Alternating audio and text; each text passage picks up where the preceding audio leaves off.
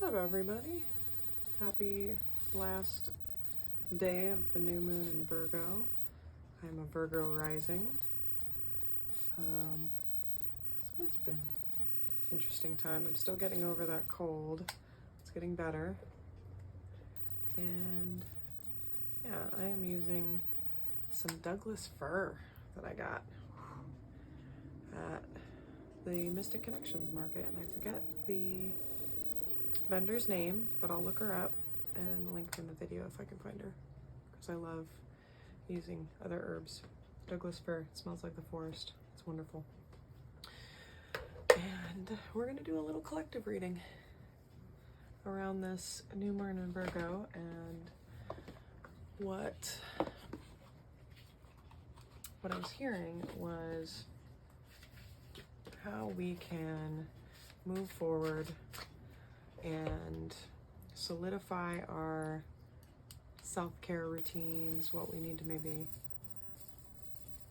invest our energy in. Thank you for the kisses, Feyd. Yeah, we'll see what comes out for a collective focus and energy, because Virgos, we get into the details, you know? And very detail-oriented people. It can be, you know, obviously around your body care, your home care, all kinds of things. So we'll see what wants to come through. Do you show on the video, Feyd? Yeah, your little head shows. Hi, baby. All right. What direction and guidance do we need to know? Coming out of all these retrogrades, especially Mercury, and ooh. Oh, Seven of Wands. Okay. This to me right now is giving me like setting really clear boundaries, especially when it comes to your self-care, because so often we are programmed to put others' needs before our own, and you know, that kind of glorified martyrdom. And this to me is giving me like defending your right for your own sovereignty, for your own needs, communicating your needs, and doing it from a place of self-preservation and love, and that you deserve to be taken care of. And if other people aren't pulling their weight, then you need to do it for yourself. And honestly, not expecting others to do it is the healthier thing to do, and being able to say no when you need to, and which can be really hard if you like. I didn't grow up with very many boundaries at all, so I'm just learning them now in adulthood. And setting boundaries is one of the most loving things you can do for yourself and others, because even if it causes conflict at first, people will respect you for it, and then they'll learn. And if it's people that don't respect you, then they don't deserve to be in your life. Ooh, I love this. So the next card is the King of Wands. So setting those boundaries is going to give you more creative energy for the things that light you up and stoke the fire of your passions. Look how beautiful this is. I hope you can see it. Gorgeous. I love this deck. This is the Shadowscape Tarot by Stephanie Puimunla. Gorgeous, gorgeous deck.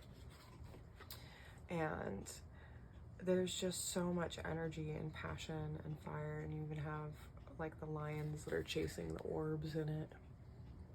You know, it's just being sovereign in your own life and doing what lights you up and channeling that creative energy and passion. And what I love too of the next card is the Fool, and this is one of the most beautiful Fool cards I've seen, and she is just out, open, trusting the universe on her brand new journey. So this could be a new creative project, maybe that you've had bubbling in the back of your mind or your heart, being tugged on to start something new, a new routine. Maybe it's a new self-care routine, like writing or journaling or playing an instrument or just going on a walk or sitting outside in the sun as early as you can in the morning and just feeling the sun on your skin. If you can't feel the sun, if you're in a really like cold or shady place, even looking at pictures of the sun or getting a UV light, a red UV light can help, or an orange one or a yellow one, to do color therapy. and it can be really helpful in healing as well. So I'm also going to pull from the Seeker Oracle from Raven Fairy. I love her art. If you don't follow her, she is incredible. She always has awesome messages, awesome artwork. And I feel too, with us coming, you know, close to the autumn equinox, it's that harvest time. You know, we've put in so much work. You know, I don't know about y'all, but over the last few years, especially in the last year, a lot of self-work, and some of that harvest and reaping the reward is gifting yourself the time to do what lights you up and what gives you energy, and starting something new, and being, you know, the Fool is the beginning of the whole tarot journey, right? You may be someone that's just starting out on your spiritual path, or maybe you've been in it and there's a new level of expansion and upgrade coming for you. I love that I've been talking about your path, and this card is your path alone. You know, your path is going to look different than everyone else's path, and that is the beautiful thing about being human, and the beautiful thing about this planet, and the fact that our brains take in all of our sensory input and then make projections based on what we know and what we've experienced in the past, and that's it. And you can teach your brain to make better projections with new neural pathways and learning new things and trying things and making mistakes. That's how you grow. That's how you learn. And you can listen to others who have gone before you, especially, you know, ancestors or mentors or people that you admire. You know, find people that are living a life you would love to live and get to know them, study them, hang out with them, observe them. But what you do is you take what resonates with you, and then you leave the rest and you make it your own. Just like doing Reiki, doing, you know, spiritual practices, doing witchcraft, any of that. We take in what we've heard, what we know from others, and then we make it our own. And that's part of the beauty and the magic of, you know, your path. You are the only you there is, right? Jen Sincero says that in the You're a Badass books, and it's always resonated so deeply with me because, again, you are the only person that has lived in your body, your meat shield, your meat suit. You are the only person with your specific soul. You are the only person with your mind, body, heart, all of it together, your spirit. You are unique, even though we have collective experiences and similar paths at times. No one else is walking your path but you. And we can walk similar paths, we can walk with other people and bring them along our path, but you have your task in your life and what you came here to do. And I love this card too, a little bottom of the deck action. Illusory obstacles. This is giving me, and this is a very Virgo thing too, even though they're grounded, or, you know, it's an earth sign. I feel like they're very, very logical and can get very up in their head and very, again, mired in the minutia. And sometimes we have so many limiting beliefs that inhibit us from moving forward because it's not perfect. And, you know, why draw if it's not going to turn out exactly like I imagine it's going to turn out? Why write if it's not going to turn out exactly as I imagine it to be, or not? If it's not going to be perfect, why do it? Do it anyways. You know, you need to make space for bad art to allow for the great or good enough art to emerge. And sometimes making the bad art is so much fun, and that's part of why I'm doing this TikTok and doing my ridiculous, you know, ukulele videos or whatever else, to just move through the awkwardness of being a beginner and making mistakes and allowing for the fumbles and the foibles. And this card is giving me two things. Raise them up. This is like one, oh, there's my runes. My cat just licked them off the table. We'll do those too. This is giving me like, raise up your problems and your obstacles and your challenges. Raise them up to your guides, your guardians, the universe, gods, goddesses, God, whatever you resonate with, whatever energy signatures you resonate with. Raise them up, give them up, surrender them, ask for help. Our guides, our guardians, angels, our healed ancestors, they cannot help you unless you ask for it. Then they can step in and help. And I had the most beautiful experience, I feel called to tell. I was getting in my car the other day on my way to pick up my kids from school, and I was talking to my guides just aloud in my car, thanking them for all the things that I wanted to manifest, for the protection, for, you know, the wealth and abundance, for the healing for my body with this cold and this cough that I'm dealing with. And this gorgeous hawk flew out off of this electrical pole and dropped down right in front of me across the way where I was looking out across the road at my car. And it was just so beautiful. And if you don't know, the hawks are like big spiritual messengers, just for like, one, being heard by spirit, right? And also it's just about power and beauty, and you know, there's so much there with them, but they come to me pretty often, and it was just a really cool confirmation of like, yeah, we hear you, we're here.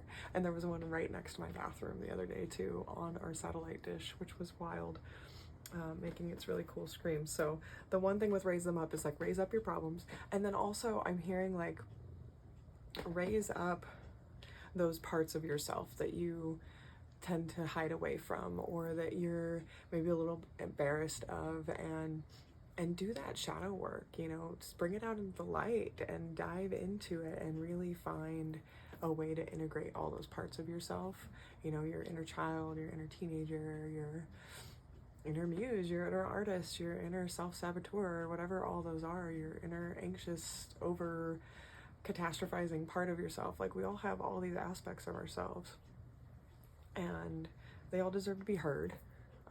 They don't just deserve to be the driver of the car of your life and on your path, but they can be heard and they can be valued for doing what they're trying to do, which is protect you or keep you safe and comfortable when it's the negative sides or the darker sides. And then they can be celebrated and they can be raised up, and that's that piece. It's like celebrating how far you've come, where you're at, how far you've come, allowing yourself to take that in, hi, and give yourself credit for the work you've done and where you're at in your life. And lastly, 2 more. Can I do this with just one hand while I hold you? I don't know if I can. I don't know if I can. These are the Circles of Healing cards by Elena Fairchild. Gorgeous affirmation cards that I love. You want to pick one? Which one? Tell me one. Pick one. Yeah? Okay, we're gonna pick this one. Woo! Again, surrender was what I was thinking with that. Raise them up, surrender your problems. I surrender wholly and completely into profound renewal and multidimensional healing, trusting in the magnificent grace that guides my soul. I'm gonna read it again, and you can say it along with me if you want. It's more powerful if you say it too. I surrender wholly and completely into profound renewal and multidimensional healing, trusting in the magnificent grace that guides my soul. Look at that. Yes. And lastly, to wrap this up before I get our little rune, these are the Linda Fabry Oracle. I forget which Oracle this is, but it's beautiful. And I love it. Where do we want? Oh, that one. That one jumped. Ooh. Nice. Gently down the stream. Beyond your bridges, built or burnt, the light of a new day beckons. It's time to leave the shoreline. Set your vessel on its course. Go with the flow to discover your oars and row your own boat. Oh, I love that, because we got your path alone. Beautiful wrap up. And again, sometimes you just have to start taking the journey, and that shows the universe that you're ready for whatever is next. And it's so easy, again, to be comfortable and in our safe space, but as soon as you start taking those steps towards something new, a different direction, something that you've dreamed of for a really long time, the synchronicities will happen. You'll meet the right people. You'll be in the right place at the right time. And that's, those are a few affirmations I'll leave you with too that have been really helpful for me, is like, I'm always at the right place at the right time. I always know just what to say. And, you know, if you've got a new job interview opportunity or something like that, say those on your way in, and they work wonders. Ooh, that one wanted to come out. Yes, I love this. Oh, I'm forgetting the name of it right now. It's Awaz. Awaz, I think is how you say it. Awaz. It is like, it represents basically protection, and it's like the tree of life. Energy, Yggdrasil, guides you along the path. Of course this would come out. And Birkenau, which is birth and rebirth. And it's the rune of, you know, again, new opportunities, new ventures, maybe an actual birth, if that's something that you want. But usually it's that energy of newness. Again, the Fool, starting out, allow yourself to be the beginner, allow yourself to have fun with it. And the other thing I love about the Fool card too is that kind of trickster energy. In another book I love by Elizabeth Gilbert, Big Magic, she talks about transcending the starving artist or the suffering artist archetype and only creating from pain and suffering and having to suffer for your craft, and really getting into that trickster energy and play and having fun and creating from a lighter space where it's like, you don't take yourself that seriously, but you do, but you don't. And that way you can be more resilient. You can ride the waves of the ups and downs, and you can find ways to, again, have the self-care and the self-respect to do your best work, but know that your best work is enough, and it doesn't have to be perfect, but you can still strive for authenticity and what lights you up and what is fulfilling to make. And this is fulfilling to make. So thank you all for joining me for this end of the new moon in Virgo reading for the collective. And this is Feyd signing off. Bye. Love you.